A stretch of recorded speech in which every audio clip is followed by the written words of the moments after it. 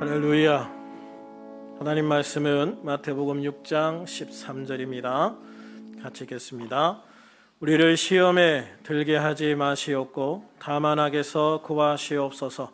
나라와 번세와 영광이 아버지께 영원히 싸움나이다. 아멘.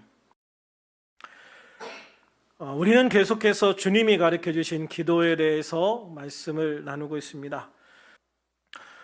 오늘은 사람을 위한 기도 세 번째입니다. 주님은 본문 13절 말씀 중에 우리를 시험에 들게 하지 마시옵고 다만 악에서 구하시옵소서라고 기도하십니다. 주님이 가르쳐 주신 6가지 기도 중 마지막 기도입니다. 그리고 미래를 위한 기도입니다. 시험에 들지 않고 악에서 벗어나는 삶을 살기를 원하는 간절한 마음이 아주 깊이 배어 있는 그러한 기도입니다. 이 본문에서 시험에 들게 하지 마시옵고에서의 이 시험은 여러 가지 의미로 해석할 수 있지만 본문과 관련하여는 유혹하다라는 의미로 사용되었다고 합니다. 성경에서는 이 유혹하는 자를 마귀 또는 사탄이다 이렇게 지목하고 있어요. 마태복음 4장 1절 이하에 보면 성령에 이끌려 광야로 가신 예수님을 시험하는 자로 마귀다 이렇게 딱 지목하고 있어요. 고린도전서 7장 5절에서도 사탄이 너희를 시험하지 못하게 하려 함이라. 사탄이 우리를 시험한다라고 말하고 있어요. 데살로니가전서 3장 5절에도 보면 혹 시험하는 자가 너희를 시험하여 우리의 수고를 헛되게 할까 함이니 라고 그랬어요. 그래서 이 시험하는 자를 마귀라, 사탄이다 이렇게 이야기하고 있는 거거든요. 그래서 사도 바울은 성도들이 마귀의 유혹을 받아서 시험에 빠져가지고 정말 우리의 신앙이 무너질까, 우리의 신앙이 헛될까 노심초사 걱정하는 마음으로 이 편지를 데살로니가에 쓰고 있습니다. 또한 본문 13절에 들게 하지 마시옵고, 시험에 들게 하지 마시옵고에서 들게 하지 마시옵고는 우리를 시험 안으로 인도하지 마소서라는 의미입니다. 이 말을 우리가 자칫 잘못 이해하면 하나님이 우리를 시험하시는가? 하나님이 우리를 시험 안으로 들어가게 하시는가? 이런 생각을 하게 돼요. 그러나 야고보서 1장 13절에 보면 뭐라고 말씀하냐면 사람이 시험을 받을 때에 내가 하나님께 시험 받는다 하지 말라고 얘기했어요. 하나님께 시험 받는다고 얘기하지 마라. 왜 그러냐면 하나님은 악에게 시험을 받지도 않으실 뿐만 아니라 친히 아무도 시험하지 아니하신다. 아무도 죄를 짓도록 유혹하지 않으신다 이거예요. 하나님은 당신이 사탄에게 죄를 짓도록 유혹을 받지도 않으시지만 하나님은 아무도 누구도 그 사람을 유혹해서 죄에 빠지도록 만들지 않으신다. 그러니까 우리가 시험 받을 때에 하나님이 나를 시험하신다 이런 얘기는 제발 하지 마라 그렇게 말씀하시는 거예요. 이 말씀처럼 하나님은 아무도 시험하지 않으시기 때문에, 다시 말하면 죄를 짓도록 유혹하지 않으시기 때문에 사람을 시험으로 인도하지 않아요. 사람이 죄를 짓도록 유혹하지 않으신다고요. 그러므로 시험에 들게 하지 마시옵고는 우리로 하여금 마귀의 유혹에 빠지는 것을 허락하지 말아 주십시오. 마귀의 유혹에 빠지지 않도록 우리를 도와주세요. 마귀의 유혹에 빠지지 않도록 우리를 보호해 주세요. 그런 의미로 여기에서 말씀하고 있습니다. 베드로전서 5장 8절에 보면 사도 베드로가 이런 이야기합니다. 근신하라, 깨어라.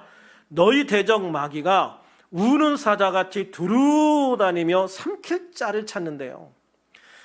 마귀는 지금도 우리 주변을 우는 사자같이 으르렁거리면서 맴돌고 있다. 그래서 기회만 보이면 왕 잡아가지고 나를 자기의 먹이로 만들려고 하는 거죠. 이건 무슨 말이냐면 마귀는 지금도 우리 주변을 맴돌면서 우리의 약점을 발견해서 우리를 유혹할 수 있는 그 기회를 찾는다는 거예요. 우리를 유혹할 수 있는 기회를 찾는다. 그래서 우리는 정신을 차리고 깨어 기도해서 그 마귀의 유혹에 넘어가지 않을 수 있도록 주님의 도우심과 은혜 가운데 있어야 된다라고 말씀하고 있는 것이죠. 그러면 우리가 마귀의 유혹에 넘어가 시험에 빠지는 원인, 이유가 뭘까? 저는 이 해답을 올해로 102세가 되신 연세대 명예교수이신 김영석 교수님의 글에서 찾아볼 수가 있었습니다. 김영석 교수님은 100년이 넘는 세월 신실한 그리스도인으로서 그리고 우리나라를 대표하는 지성인으로서 당신의 경험에서 나오는 너무나 귀한 말씀을 전해주시고 있습니다. 이 글은 중앙일보 종교 전문 기자인 백형석의 우문현답이라는 코너에서 김영석 교수님과 인터뷰한 기사 중에 있는 내용입니다. 제목은 100년을 살아보니 알겠다. 절대 행복할 수 없는 두 부류라고 되어 있어요. 절대 행복할 수 없는 두 부류의 사람이 있다라는 거죠.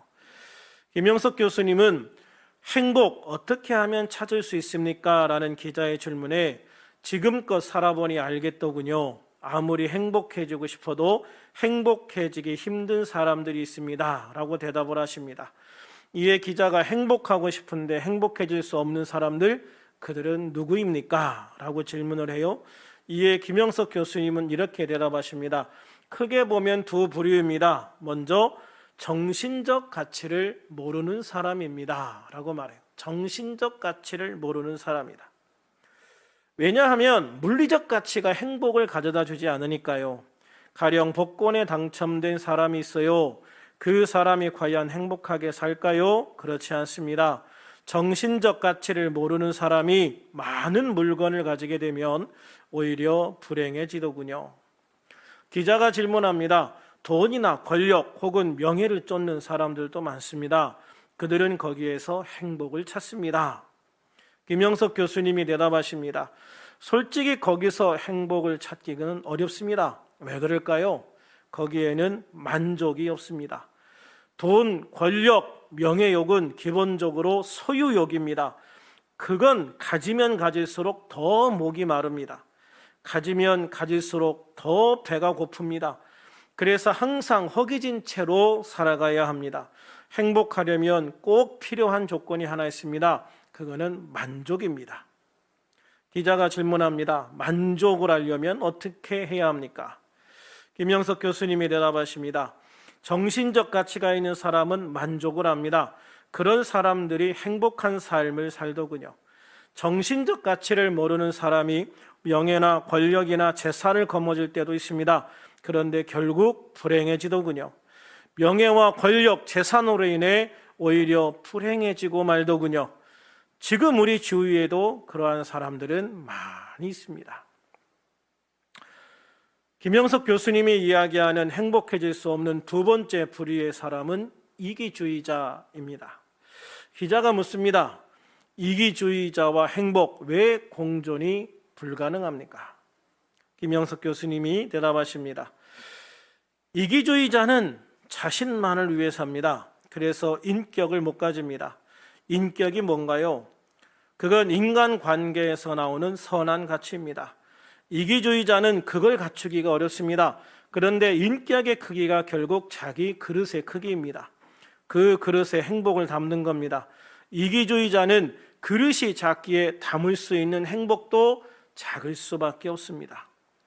제가 연세대 교수로 갈 때 몹시 가난했어요. 고생도 많이 했습니다. 그래서 학교에서 월급이 오르거나 보너스가 나오면 무척 좋아했어요. 동료 교수들도 다들 좋아했습니다. 그런데 그때도 등록금을 내지 못해 고생하는 제자들이 있었습니다. 그런데 스승이라는 사람이 자기 월급 올랐다고 좋아한 겁니다.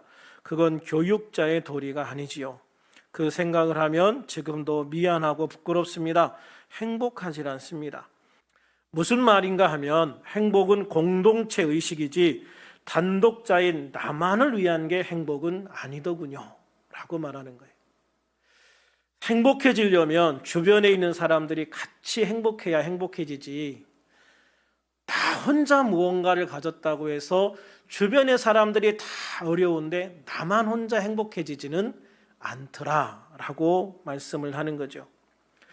저는 김영석 교수님의 이야기를 읽으면서 우리가 사탄 마귀에게 시험을 받는 가장 중요한 요소를 발견했어요. 그건 뭐냐면 첫 번째로 돈과 권력, 명예같이 보이는 것에만 가치를 두는 사람이에요. 두 번째는 이기적인 마음을 가진 사람이죠. 과거에도 그렇고 현재에도 그렇고 아마 앞으로도 그럴 거라고 생각을 해요. 사람들이 살아가면서 돈이나 권력, 명예 같은 것들이 세상에서 가장 중요하다고 생각하는 사람들이 많아요. 그러나 돈이 행복일까? 물론 돈이 필요해요. 돈이 필요한데 없으면 사실 그것만큼 힘든 것도 없어요. 그래서 주님은 첫 번째로, 사람을 위한 기도 첫 번째로 일용할 양식을 주신다고 기도하신 거예요. 내가 열심히 일하면, 내가 열심히 노동을 하면 그 노동의 가치를 누릴 수 있는, 노동을 통해 만족한 삶을 살 수 있는 축복을 주신다고 약속을 하셨잖아요. 그런데 여기에서 추구하는 돈은 내가 일한 만큼 노동의 가치에 만족하는 돈이 아니에요. 내가 노력한 것보다 더 많이, 그리고 이 사람보다 내가 더 많이, 그리고 더 많이 쌓아두려고 하는 그 생각을 얘기를 하는 거거든요. 그래서 물질적으로 뭔가를 가졌다고 해서 거기에서 나는 됐어, 이만하면 됐어, 더 이상 나는 여기서 욕심 부리지 않을래, 그러고 멈출 수 있는 사람이 많지 않다. 끊임없이 더 많이, 더 크게 뭔가를 더 가지려고 하는 끊임없는 욕구가 생긴다는 거예요. 그래서 돈을 가지고는 행복해지지 않는다. 돈이 최고다라고 생각하면 거기에서 만족이 절대로 안 되는 거죠. 그리고 더 잘 사는 사람들을 보면 계속 나도 저 사람처럼 살아야지. 그래서 그 사람처럼 올라가면 또 더 윗단계 사람을 보고 나도 저 사람처럼 살아야지. 그러다 보면 평생 그 돈의 노예가 되어 산다는 거예요. 근데 실제로 여러분, 우리나라에서 제일 돈 많이 가진 사람이 제일 행복할까? 그런 거 한번 생각을 해보세요. 우리나라에서 명예를 제일 많이 가진 사람이 제일 행복할까? 권력을 제일 많이 가진 사람이 제일 행복할까? 권력을 가진 사람, 명예를 가진 사람, 돈 가진 사람이 행복하려면 우리나라의 대기업 회장이나 대통령 같은 사람들이 제일 행복해야 돼요. 근데 저는 대통령 보고 행복하다는 생각은 한 번도 안 했어요. 어떤 대통령이든. 권력을 가질수록, 책임을 가질수록 더 힘든 거죠. 사실 아무것도 안 가진 사람이요, 제일 편한 거예요. 그래서 돈이나 권력이나 명예 같은 것들이 그렇게 나를 행복하게 할 수 없다라고 하는 거죠. 그래서 김영석 교수님이 100년을 살아보면서 이런저런 산전수전 다 겪으며 살아보다 보니까 돈이나 명예나 권력 때문에 행복을 얻을 수 없더라라는 결론을 내리신 거잖아요. 왜 그러냐면 돈이나 권력, 명예의 가장 큰 특징은 절대 만족할 수 없기 때문에 그래요. 만족할 수 없는 것으로는 행복해질 수 없다. 그런데 마귀는 우리 귀에 속삭이는 거예요. 야, 그렇지 않아. 돈 가져봐. 돈 가지면 너 행복해질걸? 야, 명예를 얻어봐. 야, 그때는 정말 세상에 폼나게 살 수 있다. 그게 행복이야. 야, 권력을 가져봐. 권력을 쟁취해. 뺏어봐. 권력을 뺏어봐. 그러면 너 정말 딱 위에서 군림하는 그 맛, 야, 그 맛 알라나 몰라. 진짜 기분 째진다. 정말 행복한 거야. 막 이렇게 마귀가 우리를 끊임없이 유혹을 하는 거예요. 그래서 마귀는 우리 귀에 돈을 가져라, 명예를 가져라, 권력을 가져라, 그게 행복이고 그게 최고고 그게 네가 성공하는 길이라고 끊임없이 우리를 유혹을 한다는 것이죠. 그런데요, 그것을 가졌기 때문에 오히려 더 불행해진 사람들도 많아요. 마귀는 그럼에도 불구하고 우리에게 끊임없이 속삭여요. 야, 돈이 최고야. 명예가 최고야. 권력이 최고야. 너 그거 안 가져봐서 그렇지. 가지면 그거 대단한 힘이 있다. 물론 그것이 힘이 있지만 그러나 그것 때문에 행복해지진 않는다. 그 모든 걸 가지고 행복하지 않는다면 결국 우리의 삶은 의미가 없는 거예요. 모든 걸 가졌어도 행복하지 않으면 왜 그렇게 살아요? 차라리 아무것도 없이 행복한 게 훨씬 더 나은 삶이 아닐까라는 생각을 해요. 마귀의 이런 속삭임은 예수님에게도 예외는 아니었고 예수님도 이 네 가지와 끊임없이 싸우셨다고 저는 생각을 해요. 마가복음 12장 41절 이하에 보면 성전의 헌금함에 돈을 넣는 모습을 보시면서 제자들을 가르치시는 내용이 나와요. 41절에 보면 여러 부자가 돈을 많이 넣었다고 얘기하거든요. 그런데 예수님이 그 부자들이 와서 헌금함에 돈을 많이 넣는 걸 보시고 한마디도 안 하세요. 그러다가 42절에서 한 가난한 과부가 와서 2렙돈 곧 한 고란트를 넣는 모습을 보셔요. 부자들이 와서 뭐 몇십만 원씩, 뭐 100만 원, 200만 원씩 탁탁 내고 그 다음에 딱 품 잡고 가는 거에 비해서는 사실 어떻게 보면은 헌금하면서도 너무 부끄러워하면서 이 여인은 헌금을 했을지도 몰라요. 그런데 이 여인이 헌금을 넣는 모습을 보시고 예수님이 이렇게 말씀하셔요. 43절입니다.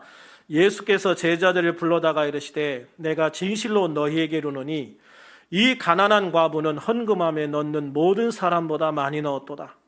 그들은 다 풍족한 중에서 넣었거니와 이 과부는 그 가난한 중에서 자기의 모든 소유 곧 생활비 전부를 넣었느니라. 이 여인은요, 오늘 하루 빵을 사서 먹을 수 있는 모든 돈을 다 헌금을 했다는 거예요. 그 작은 금액이지만 이 여인은 그게 전 재산이었다.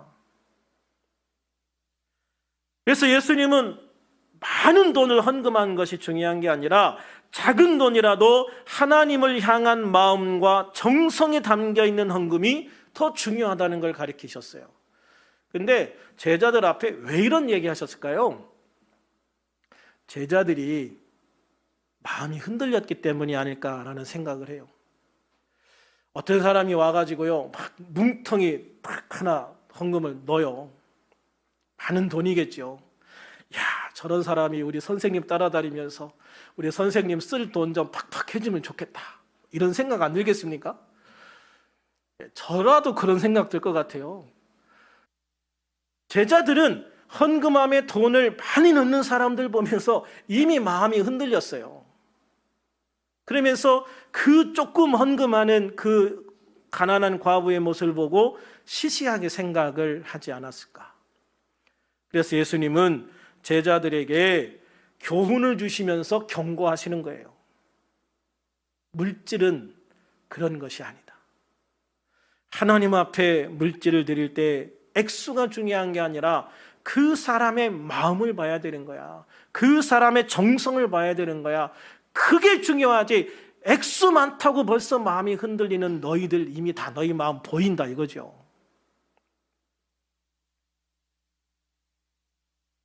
예수님은 물질에 평생 마음을 뺏기지 않으셨어요. 그래서 돈 많은 사람 찾아다니지 않으셨습니다. 오히려 가난한 사람들을 더 많이 거둬들이셨고 거의 대부분 가난한 사람들이었죠. 예수님을 따라다니는 사람들 중에 부자가 있었나요?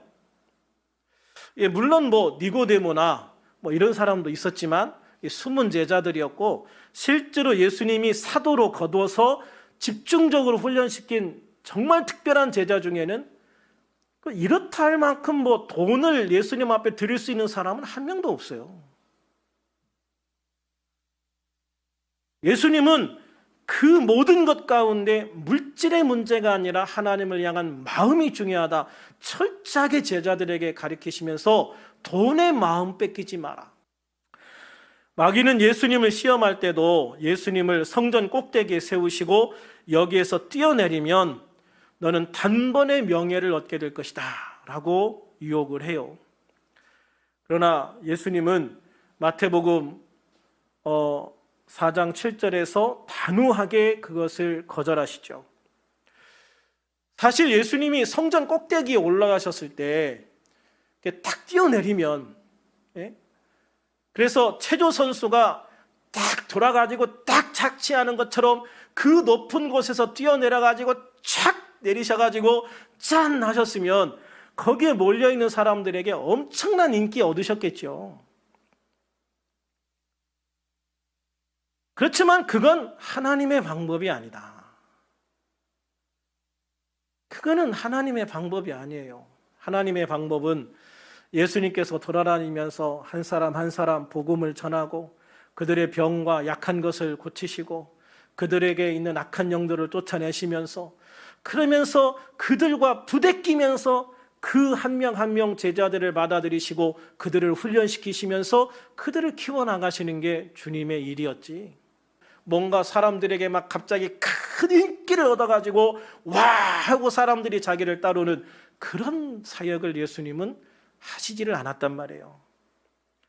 그래서 예수님은 7절에서 주 너희 하나님을 시험하지 말라 하였느니라. 그렇게 하나님을 시험하는 거 아니다. 아멘. 그렇게 하나님을 시험하는 게 아니야. 하나님을 섬기는 것은 하나님을 시험하는 게 아니라 하나님을 섬기는 것이다.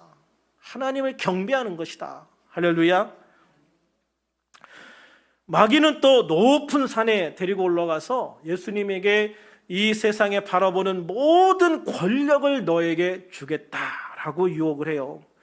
마태복음 4장 8절 9절에 보면은요, 마귀가 또 그를 데리고 지극히 높은 산으로 가서 천하만국과 그 영광을 보여 이르되 만일 내게 엎드려 경배하면 이 모든 것을 내게 주리라.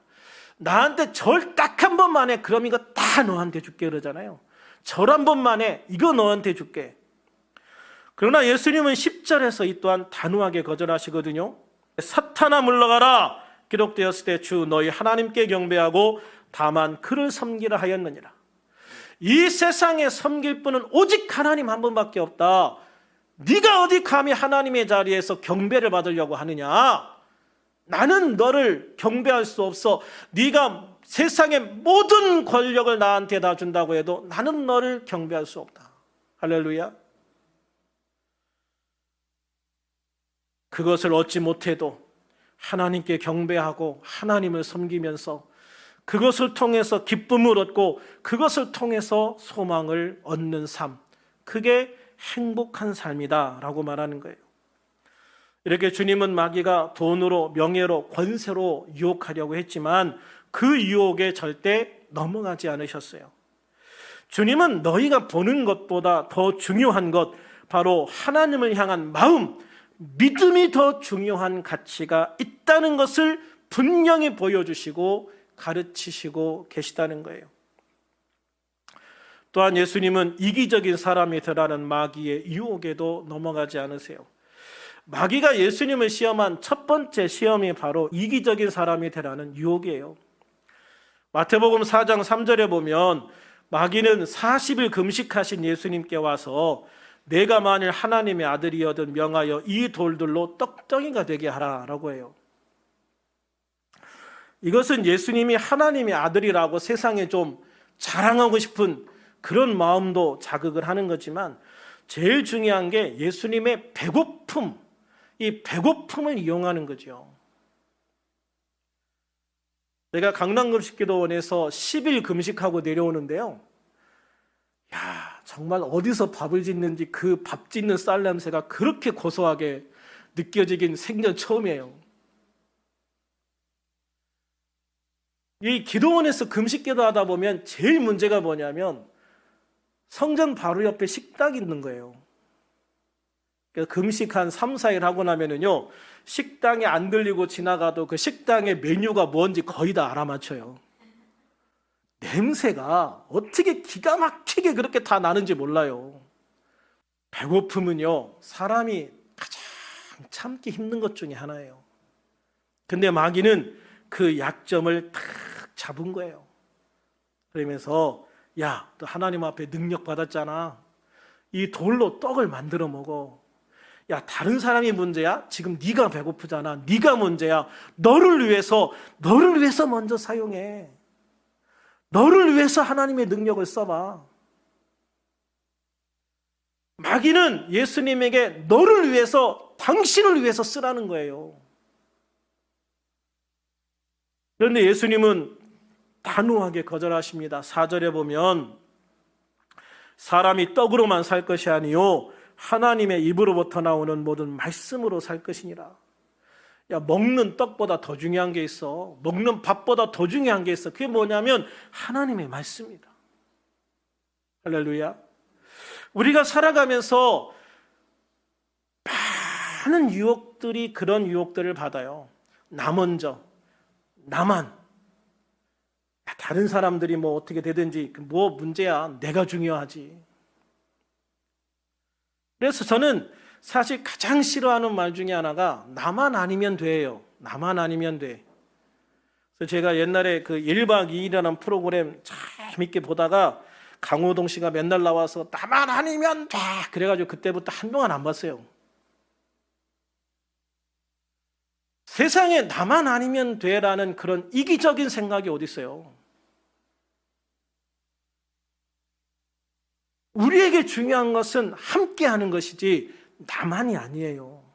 아까 김영석 교수님도 얘기했지만 내가 월급 올랐다고 좋아했는데 한편으로는 등록금을 못 내서 고통받는 제자들이 있다는 걸 알았다. 그 순간 내가 월급이 올랐다는 것 때문에 행복해지지 않더라는 거죠.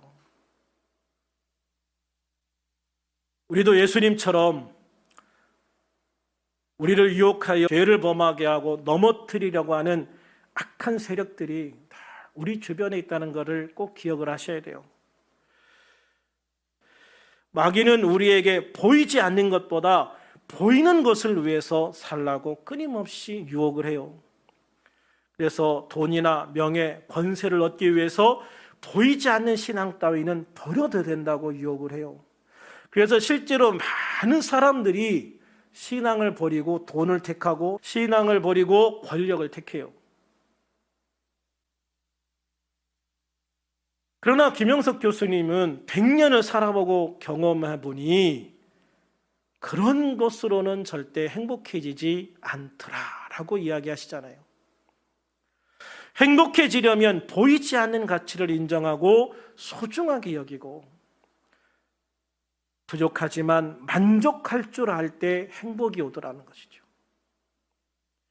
그래서 우리 주님이 나에게 주신 것, 그것이 작은 것이든 큰 것이든 감사할 줄 알고, 주님이 나에게 허락하신 것을 감사할 줄 알고 만족하고 주님의 은혜에 감사할 때, 그때 우리의 삶이 행복해지는 걸 믿으시기를 바랍니다.